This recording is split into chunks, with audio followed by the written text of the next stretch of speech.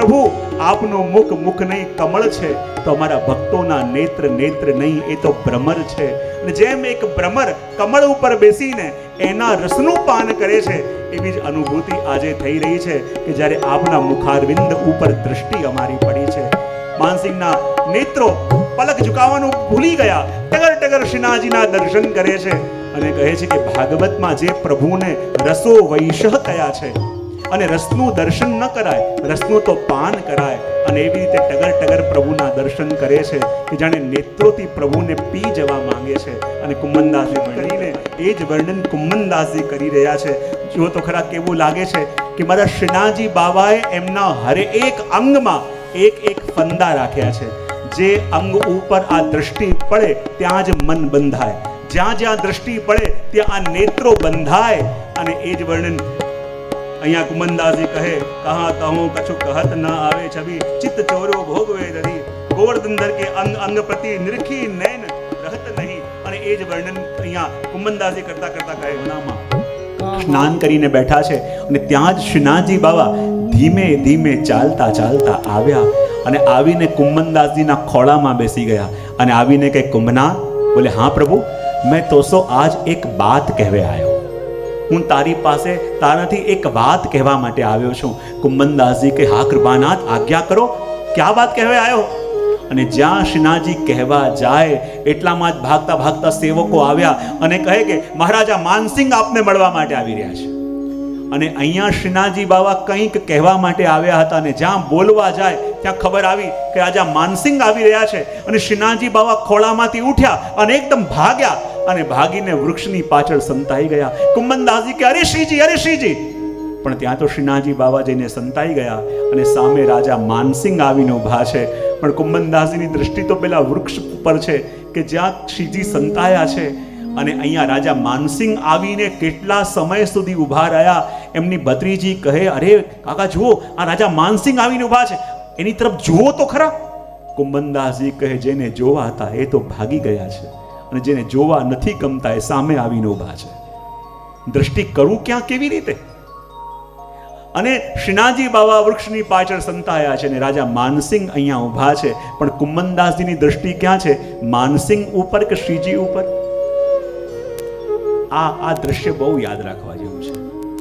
જીવનમાં ઘણીવાર આપણે પ્રભુની સેવા કરતા હોઈએ, પ્રભુના સાનિધ્યમાં હોઈએ અને પ્રભુ કદાચ ભાગીને વૃક્ષની પાછળ સંતાય, એ આપણને દેખાતા નથી, પણ સામે આવીને આ સંસારના લોકો ઊભા હોય કે જે આપણા માટે ઘણું બધું કરવાની વાયદા કે વચન આપતા હોય, તો આ વખતે આપણા સંસારીઓની દ્રષ્ટિ પહેલા કોની ઉપર જાય? જેનો ભરોસો કરીને બધું મળે એની ઉપર, કે જેની મીઠી મીઠી વાતોમાં આપણે આવી જઈએ? તો જો આજે શ્રીનાથજી બાબા ત્યાં સંતાયા છે, સ્વયં રાજા આવીને સામે ઊભો છે, પણ કુંમનદાસજીની દ્રષ્ટિ આ રાજા ઉપર નથી, પણ પેલા વૃક્ષ ઉપર છે કે જ્યાં શ્રીજી સંતાયા છે. કારણ કે જાણે છે કે બધાના મૂળ એ છે. અને આપણે ક્યાં ચૂકી જઈએ કે જે સંતાઈને પણ બધું કરી શકે છે, એના ઉપર ભરોસો કરતા નથી, પણ આ સંસારના લોકો જે સામે રહીને પણ કરવાના વાયદા કરીને પણ કંઈ કરી શકતા નથી, આપણે એના ભરોસે જીવનમાં રહીએ છીએ. અને એના ભરોસે જીવનમાં રહીએ છીએ માટે આપણે દુઃખી થઈએ છીએ. ભલે એ પ્રભુ સંતાયેલા છે, પણ સંતાઈને પણ બધું સાંભળે છે, સંતાઈને પણ બધું જાણે છે, સામે ન રહીને પણ બધું એમને ખબર છે. અને અહીંયા રાજા માનસિંહ આવીને ઊભા છે અને આવીને કહે છે, અરે કુંમનદાસજી, અરે કુંમનદાસજી. પણ કુંમનદાસજીની દ્રષ્ટિ તો પેલા વૃક્ષ ઉપર છે. એમના મનને કોઈ વિચલિત કરી શકતું નથી. મોટામાં મોટું પ્રલોભન પણ ઠાકોરજીની ઉપર રહેલી દ્રષ્ટિ કોઈ ફેરવી શકતું નથી. પ્રભુ ઉપરનો ભરોસો કોઈ બદલી શકતું નથી. અને ત્યારે ભત્રીજી આવીને કહે, અરે રાજા ઊભા છે, રાજા. કુંમનદાસજી કે જો ઊભા છે તો ભલે ઊભા રહે. મારા શ્રીજી મને કંઈક કહેવા માટે આવ્યા હતા અને આ રાજા આવી ગયો, અને જો મારા શ્રીજી ભાગ્યા.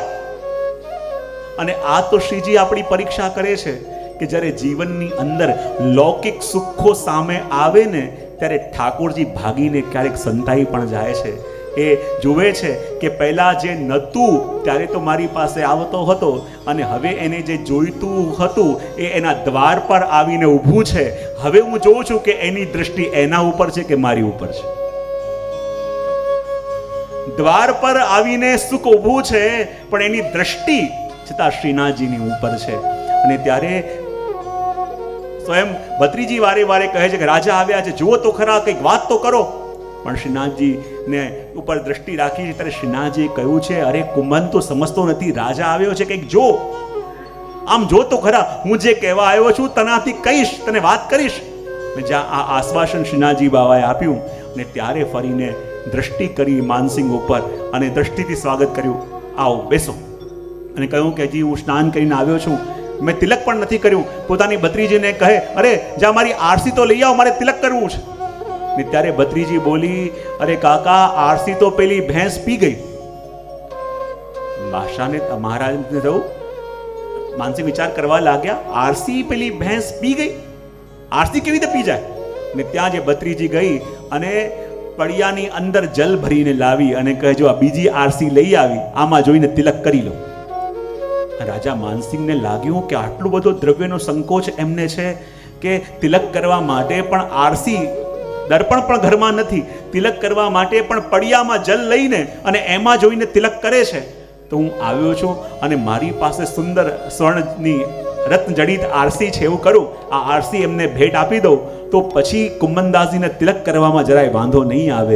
એમ વિચાર કરી તરત સેવકને ઈશારો કર્યો. સેવક સમજી ગયો અને સુંદર સ્વર્ણની રત્નજડિત આરસી લઈને આવ્યો. અને માનસિંહ કહેવા લાગ્યા, જુઓ, આજે આપને ત્યાં પહેલી વાર હું આવ્યો છું તો વિશેષ તો શું સેવા કરું, એટલું ચાહું છું કે આ આરસી મારા તરફથી આપને હું ભેટ આપું છું. કુંભનદાસજી કે આ આરસીની જરૂર મારે નથી. બોલે, કેમ? જો આ બધી આરસી છે ને તમારા મોટા મોટા મહેલોમાં શોભે, આ મારું ઘર જુઓ, નાનકડું ઝૂંપડું છે, અને આ ઝૂંપડાની અંદર સોનાની આરસી મૂકીશ તો આ આરસી લૂંટવા માટે કોઈ મારા પ્રાણ લેશે. માટે આ આરસી મારે ન જોઈએ, તમે લઈ જાઓ. સ્વર્ણ મુદ્રાઓની થેલી કાઢીને માનસિંહ કહે, અરે કંઈક તો આપે કૃપા કરવી પડશે, કંઈક તો મારું માનવું પડશે, આ સ્વર્ણ મુદ્રાની થેલી લઈ લો. એની પણ ના પાડી. એ કહે કે આ જેટલી જગ્યા છે હું આપને લખી આપું. ત્યારે કુંભનદાસજીએ કહ્યું કે હું બ્રાહ્મણ નથી, તમારે દાન આપવું હોય તો જઈને કોઈ બ્રાહ્મણને આપો, અને હું શા માટે લઉં, હું તો સેવક છું. રાજા માનસિંહ વિનંતી કરીને થાક્યા કે કંઈક તો સેવા કરવાનો અવસર આપો, કંઈક તો માંગો. અને ત્યારે કુંભનદાસજી તૈયાર ન થયા. ત્યારે કહે, જો અત્યારે સુધી મેં મારું ગમતું આપને આપવાનો પ્રયત્ન કર્યો, આપ ન માન્યા, પણ આપને ગમતું હોય એ આપ માંગશો તોય મને બહુ ગમશે. કુંભનદાસજી કે હવે મોકો મળ્યો. બોલે, તમારું ગમતું તો મારે જોઈતું નથી, પણ મારું ગમતું તમે આપશો? માનસિંહ કે અરે ચલો, તૈયાર તો થયા, અરે આપ આજ્ઞા કરો, જે કહો તે આપું. અને ત્યારે કુંભનદાસજીએ કહ્યું, આજ પછી પાછા મને ક્યારે મળવા ન આવતા, બસ એ જ વસ્તુ માંગવી છે. અને જ્યારે કુંભનદાસજીની એવી દ્રઢતા જોઈ, જ્યાં ઘરની પરિસ્થિતિ જોઈ, જ્યાં એમનો બધો વ્યવહાર જોયો અને લાગ્યું આટલો દ્રવ્યનો સંકોચ છે, પણ ત્યારે લાગ્યું કે જે મોટી મોટી વસ્તુને પણ ઠુકરાવી શકે એનાથી મોટો ધનવાન બીજો કોણ હોઈ શકે. આજે રાજા માનસિંહને પણ માનો અસહાય બનાવીને એમણે પાછા મોકલ્યા. એનાથી મોટો ધની આ જગતમાં કોણ હોઈ શકે કે જેને શ્રીજી મળ્યા છે, જેને પ્રભુ મળ્યા છે. અને જ્યારે માનસિંહ ગયા અને ત્યારે શ્રીનાથજી બાબા તરત ભાગતા ભાગતા આવ્યા, આવીને કુંભનદાસજીના ખોળામાં બિરાજ્યા. અને કુંભનદાસજી કહે, અરે પ્રભુ, આપ કોઈ એક વાત કહેવા માટે આવ્યા હતા, એ વાત કઈ છે? ત્યારે શ્રીનાથજીએ કહ્યું, અરે કુંભન, શું બતાવો? અને શું બતાવું? આજે અમારા બધા સખાઓમાં હોળ લાગી છે કે બધા પોતપોતાના ઘરેથી સુંદર સુંદર છાક લઈને આવવાના છે, અને મારે કહેવાનું છે કે કોની છાક સૌથી સુંદર છે. તો કુંભન, એવું કર, તું પણ કંઈક બનાવ ને. ત્યારે કુંભનદાસજી, કૃપાનાથ, આપને શું અનુકૂળ આવે છે? ત્યારે કહ્યું, મને તો બેજર કી રોટી, ટેંટી કો સાગ, સંધાનો, આ બધું અનુકૂળ આવે છે. બોલે, આ તો બધું સિદ્ધ છે. અને ભાગતા ભાગતા કુંભનદાસજી સિદ્ધ કરાવ્યું, પધાર્યા અને પોતાના ખોળામાં બિરાજમાન કરાવી અને એ રોટી આપે. કુંભનદાસજીએ પોતાના હાથથી શ્રીનાથજી બાવાને અરોગાવી અને શ્રીનાથજી બાવા એવા મનોરથ આ કુંભનદાસજીના પૂર્ણ કરે છે. અને જેવી કૃપા આ કુંભનદાસજીની ઉપર પ્રભુ કરે છે, એવી કૃપા કોની ઉપર થાય? કારણ કે શ્રીનાથજી સિવાય કુંભનદાસજીના જીવનમાં બીજું કાંઈ છે જ નહીં. કહેવાય ને, કોઈ આપણા માટે શું છે એ એની જોડે રહીને ખબર ન પડે, જ્યારે એનાથી દૂર જવાનું થાય ત્યારે ખબર પડે કે એ આપણા માટે શું છે. કોઈની પણ જીવનમાં મહત્તા સાથે રહીને ક્યારે ન સમજાય, દૂર જઈને સમજાય. અને કુંમનદાસજીને પણ શ્રીનાથજી બાબાએ અનુભવ કરાયો કે હું તારા માટે શું છું.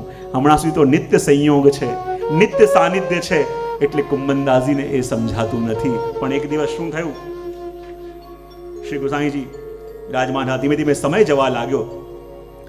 જવા લાગ્યો અને એકવાર વૃંદાવનના કેટલાક સંતો, મહંત, હરિવંશ પ્રભુતિ ઇત્યાદિ જ્યારે કુંમનદાસજીના પદો સાંભળ્યા અને એમને લાગ્યું, જુઓ તો ખરા, આ કેવા અનુભવી ભક્ત છે, આ કેવા અનુભવી ભગવદીય છે કે જેને ઠાકોરજીની પ્રગટ લીલાનો અનુભવ છે, તો એકવાર એમની પાસે જઈને સત્સંગ કરવો જોઈએ. અને વૃંદાવનના રસિક ભક્તો કુંમનદાસજીની પાસે આવ્યા અને કુંમનદાસજીને આવીને કહેવા લાગ્યા, જો કુંમનદાસ, તમારા પદોની અંદર તમારો અનુભવ અમને સ્પષ્ટ દેખાઈ આવે છે. પ્રભુ તમારી સાથે ખેલે છે, પ્રભુ એમની લીલાના દર્શન તમને આપે છે.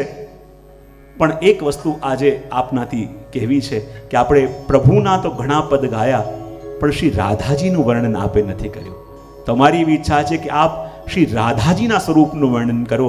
કુંમનદાસજી કે અરે એટલું જ, શ્રી રાધાજી તો મારા હૃદયમાં બિરાજમાન છે. અને ત્યારે કુંમનદાસજીએ ગાયું, કુંવરી રાધિકે તુમ સકલ સૌભાગ્ય કે સિંધુ, યા વદન પર કોટેશ ચંદ્રવારો.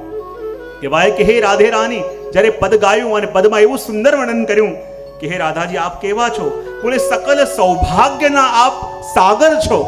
અને યદિ આપનું વર્ણન કરવા જાઉં તો વર્ણન કેવી રીતે કરું, કારણ કે વર્ણન કરવા માટે આપને ઉપમા આપવી પડે, આપના માટે કોઈ વિશેષણનો ઉપયોગ કરવો પડે. પણ ઉપમા પણ એની અપાય જે આપના જેવું હોય, સમકક્ષ હોય એની ઉપમા અપાય ને. અને રાધાજી કહે કે આપના સમાન તો કોઈ છે જ નહીં, અને માટે કહ્યું તો રાધિકે તુમ સકલ સૌભાગ્ય કે યા વદન પર કોટિશ ચંદ્રવારો.